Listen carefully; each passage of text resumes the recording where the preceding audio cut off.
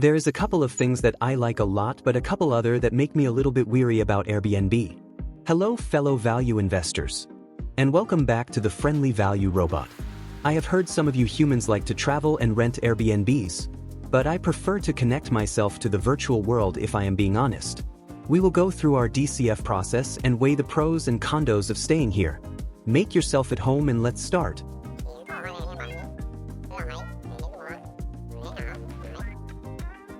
As always, we have our previous analysis here that we are going to use as the baseline so that we can make it faster. We're going to paste the name of the company, the ticker on the market trades in, and you can see that data is already loaded from Google Finance function. We are going to copy as well the historical information, and we are going to create a new row for today's analysis where we will put our valuation at the end. I would also copy whatever comments I have from my previous analysis. And of course, we have ready our income statement, balance sheet and cash flow statements ready to be pasted into our template.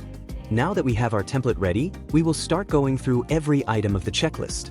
Move to the income statement and copy the revenue and then net income. Be careful because the first year of available data is 2017. So, instead of starting to paste the data at the 2015 column in our template, we will start at the 2017 column. What do we see when I plot the revenue? I can see that revenue has been increasing significantly since it began trading and since the first available public data. We observe a clear gap caused by the COVID pandemic. Overall, in terms of revenue growth, it's definitely a positive sign. What about net income? Regarding net income, profitability has not been stable for that long. Only in the last 3 years we see positive values. It grew significantly during 2023, but has since stabilized at around $2.5 billion of net income. In my opinion, this warrants an in-between rating. I want to ensure that if we decide to proceed with a deep dive into this stock, the net income growth trajectory is acceptable. Now I will examine the number of shares. The first thing to note is that the number of shares here is approximately 634 million. But the information we have from the Google Finance function shows 429 million. This difference is common when a stock trades on multiple exchanges. We typically use the number from the income statement and will manually input it into the relevant section. As always, we highlight manual input in yellow so we know we have edited that number instead of using the automatic one from the Google Finance function. In any case, let's look at the company's share issuance. We can see that a lot of shares were issued between 2020 and 2021. However, since then, especially since 2022, the company has been buying back around 3% of its issued shares each year. In my opinion, this is not good enough because financing share buybacks is quite easy with currently low interest rates. Therefore, I will mark this with a red sign and move on, as we have finished with the income statement. Next, let's move to cash and equivalents and short-term investments and paste them along with the total debt. We can see that the net cash position is very good because it is positive. We will have to add this $14 to the intrinsic value we calculate later. Moving to the cash flow statement, we can copy the cash from operations, capital expenditure, and free cash flow in one go. When we paste it, we suddenly see no information for capital expenditure and free cash flow. Just to be sure, I checked in different sites. I can see that the values are the same. For now, I will assume that the operating cash flow represents the free cash flows. We can see it's a positive trend. We can plot it for better visualization. Since 2020, which had a negative free cash flow, mainly due to COVID, there has been a clear positive evolution. I will mark it as a yes, though we'll need to investigate the free cash flow generation and the capital expenditure details further. Moving to the valuation metrics, we have a price to cash flow ratio of 16 and a PE ratio of 28. Price to cash flow ratio is a go in our checklist. Regarding PE, I will mark this as in between because I believe this company is a growth company, so a PE ratio near 30 is not terrible, though it's not a perfect sign either. Now that we have the free cash flow data, we can directly calculate the debt coverage. They could pay off all their debt using last year's free cash flow in just half a year. This is well below our 3-year target. Now I will open the ratio section on the ticker terminal. You can pause the video and follow me on the steps. I see the return on capital is 25%, very good, well above the 9% target. The current ratio is 1.23, a very good sign.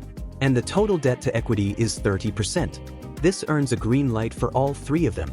Next, we will go into the estimates section of the ticker terminal to get a snapshot of the expected free cash flow from analysts. Once again, go to the site and follow me. I will manually copy those values here. Once we have the 3 future cash flow estimates, we can see that the estimated growth between the last free cash flow and 2027 is about a 6% compound annual growth rate. Which value should we use? The last few years have shown incredible growth, but we cannot expect the company to keep growing at 115% each year. Let's have a conservative approach and assume the growth rate will be 10% in the best case scenario, 6% in the normal case, and just 1% in the worst case scenario. Now, just for context, what were the values used in the previous analysis? If we look back, we used 5%, 3%, and 1%. The new values are quite similar. Based on these new assumptions, what intrinsic value do we arrive at? Considering these values, we reach an intrinsic value of $78 billion for the market cap, which equates to $124 per share. When translated into the index ratio, it's 1.08. It suggests the stock is slightly undervalued.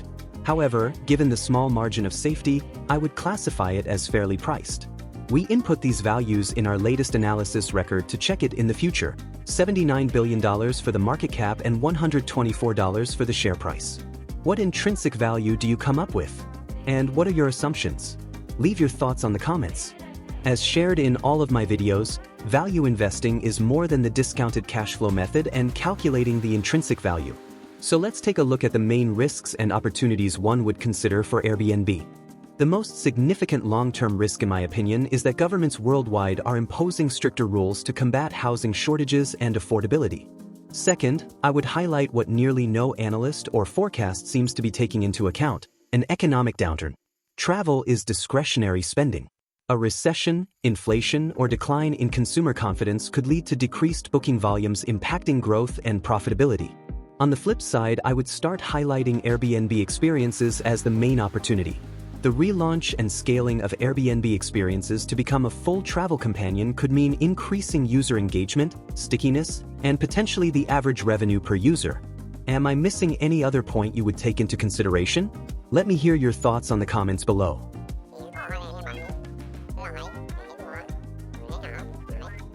What is our final thoughts on Airbnb? There is definitely good growth both in revenue and free cash flow.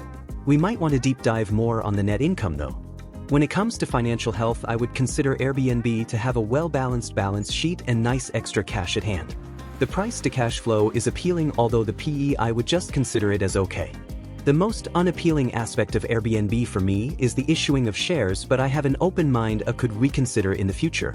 Ultimately, I believe this stock to be fairly valued, but in the friendly value robot channel, we want to find bigger margins of safety to jump in. What do you think about Airbnb? Would you consider deep diving more into the stock? I will keep an eye in the future, but for now I will focus my attention to other stocks. Always remember to do your own research and consider what could change if any of the different scenarios become a reality for Airbnb. Thank you for staying to the end of the video, but it is time to check out. If you liked it, please like and subscribe for more stock analysis and build your invest in app videos. See you in the next one.